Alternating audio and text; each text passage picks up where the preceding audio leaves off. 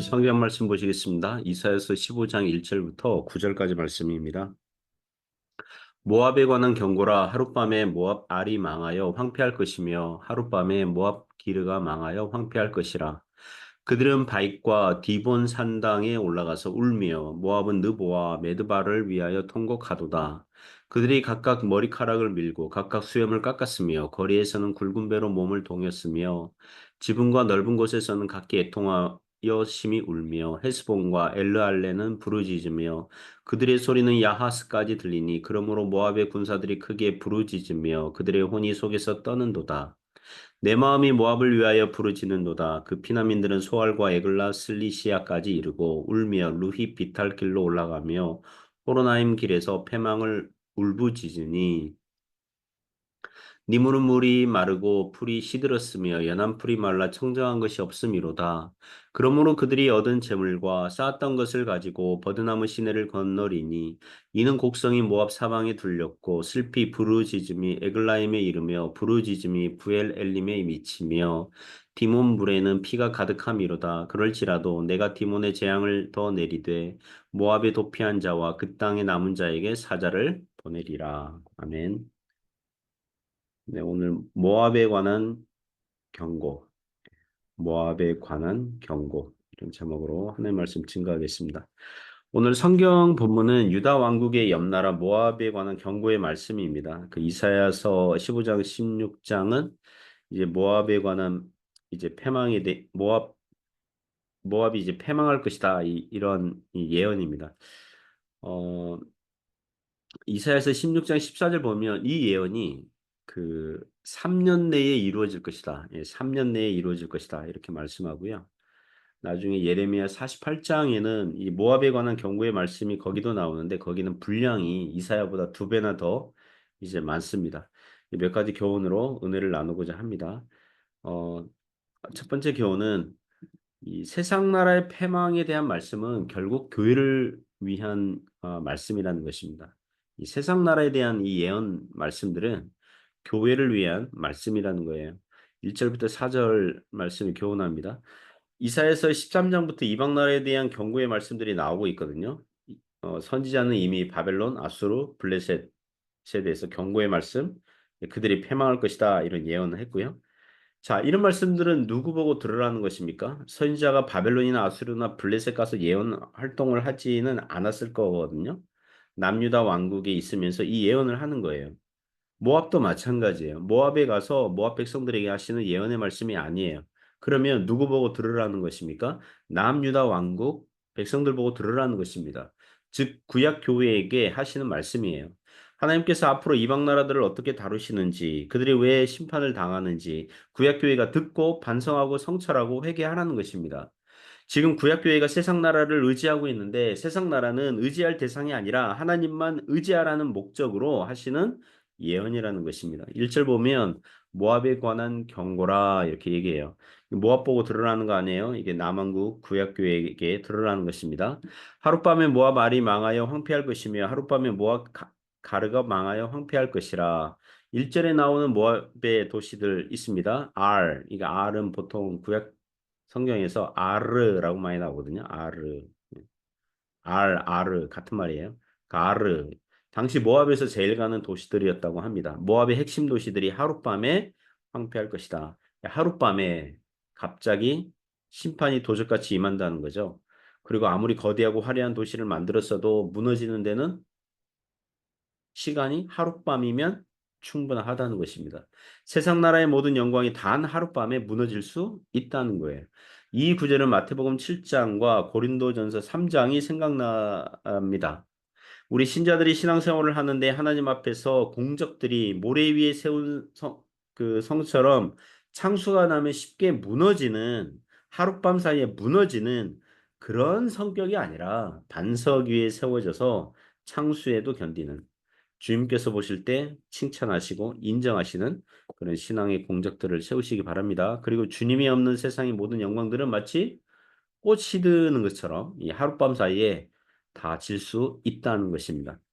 2절은 당시 모압이 섬기는 우상 숭배의 죄악을 하나님께서 치신다는 것을 알 수 있습니다. 2절은 그들은 바익과 디본 산당에 올라가서 울며 모압은 느보와 메드바를 위하여 통곡하는도다. 2절에서 나오는 바익과 그리고 디본 산당은 우상 신전이 있었던 것으로 보입니다. 모압을 무너뜨리려고 이방 군대들이 오니까 그 모압 백성들이 자기들이 섬기는 우상 신전에 올라가서 통곡하며 구해달라고 우상 신에게 기도하는 모습을 보여줘요. 그리고 느보와 메드바도 모압의 장소들입니다. 도시들입니다. 거기서도 통곡합니다.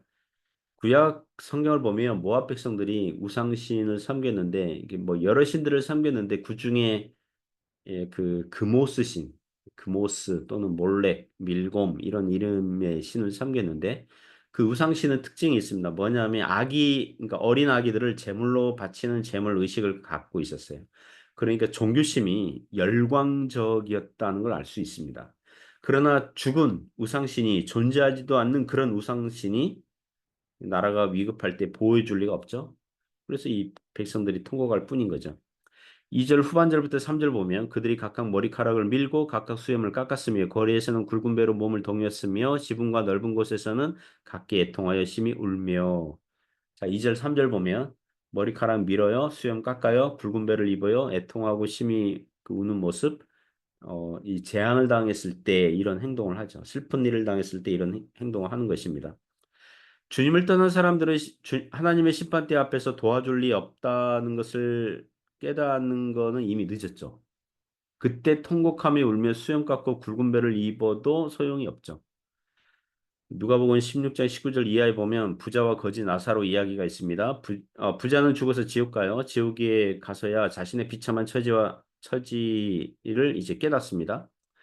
그리고 아직 죽지 않은 자기 형제 다섯이 있으니 아브라함에게 천국에 와 있는 거지 나사로를 다시 보내서 자기 형제들에게 그 지옥의 비참함을 좀 알려달라고, 그래서 자기 형제들만큼은 이 고통받는 곳에 오지 않게 해달라고 부탁하는 장면이 있어요.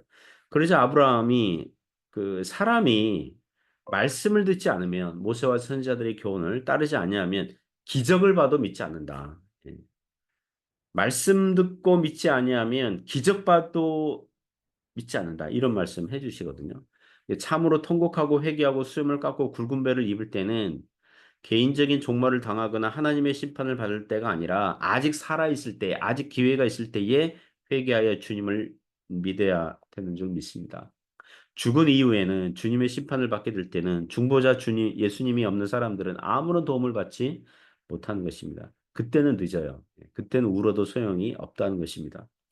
4절 보시면 헤스본과 엘르알레는 부르짖으며 그들의 소리는 야하스까지 들리니 그러므로 모압의 군사들이 크게 부르짖으며 그들의 혼이 속에서 떠는도다.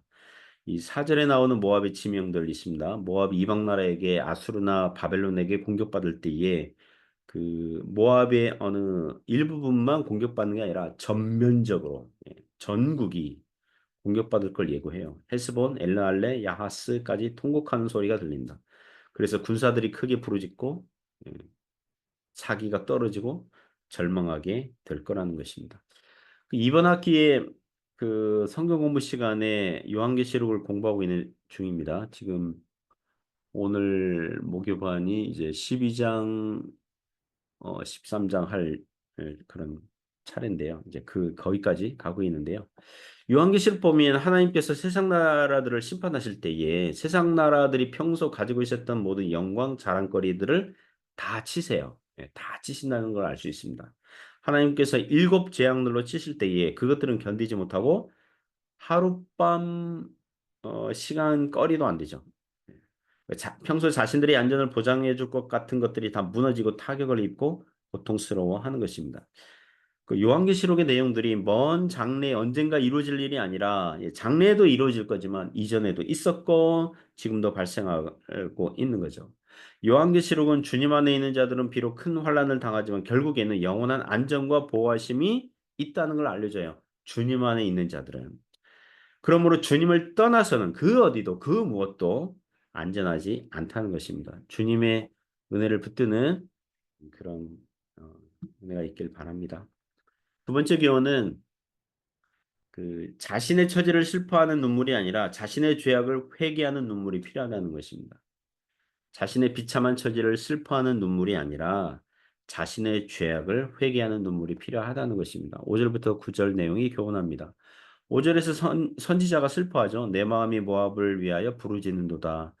그 신자는 악인의 멸망을 보면서 이 쌤통이다 이렇게 쾌재를 부르는 게 아니라 해야 되죠. 안 믿는 사람들이 믿지 않는 채로 주님의 심판대 앞에 설 때에 아쉬워해야 되죠. 하나님은 모든 사람들이 구원받기를 원하세요. 하나님의 형상을 입은 사람들이 하나님을 저버리고 외면하고 살다가 지옥 가는 것을 기뻐하지 않으세요. 한 사람이라도 더 구원받는다면 그것이 기쁜 일인 것입니다. 어제 수요 예배 때 그 주일 예배에는 나오지 않는 이게 수요 예배만 나오는 안 믿는 자매들이 그 평소 한 두 명 정도는 안 믿는 자매들이 참석하는데 어제는 한 분 더 오셔가지고 한 세 명이 참석했어요. 안 믿는 자매들이. 수요 예배 참석 인원의 한 4분의 1 가량이 안 믿는 사람들이에요.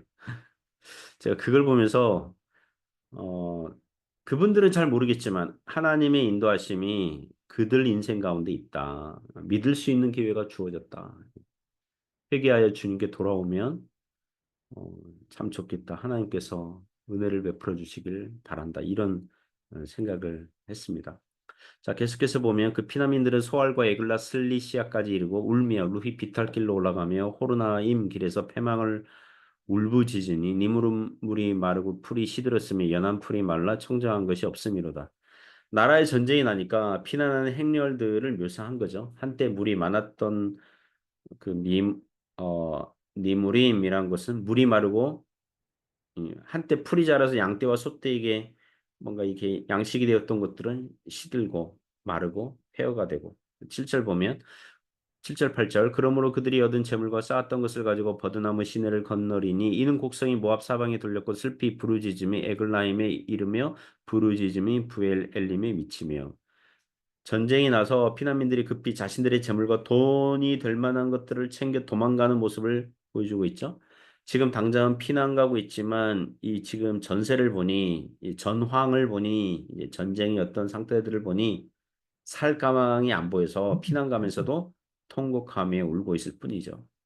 9절에 디몬물에는 피가 가득함이로다. 모압 사람들이 전쟁에서 많이 죽어서 그 피가 물에 스며들어 가지고 강물에 피가 가득하게 됐다는 거죠. 그럴지라도 내가 디몬의 재앙을 더 내리되 모압의 도피한 자와 그 땅에 남은 자에게 사자를 보내리라. 그러니까 하나님의 재앙은 그 정도에서 멈추지 않고 재앙을 더 내리겠다고 하는 것입니다. 그리고 전쟁에서 어느 정도 피난에 성공한 자들과 남은 자들에게 사자를 보내겠다. 여기 사자는 라이온이에요. 짐승. 예. 이방 나라 군사들 사람들을 피했는데 사자와 같은 짐승을 만난다는 것입니다. 그러니까 도피한 자, 남은 자들도 결코 안전하지 않다는 거예요. 자, 모압 백성들의 이 곡성과 통곡과 슬피 부르짖는 걸 보면서 복음서에서 하나님께서 악인들이 당하게 된 처지를 그들이 슬퍼하며 이를 갈며 운다 이런 구절이 생각나죠. 마태복음 22장 13절, 또 24장 51절, 30절, 그리고 누가복음 13장 28절에 나옵니다.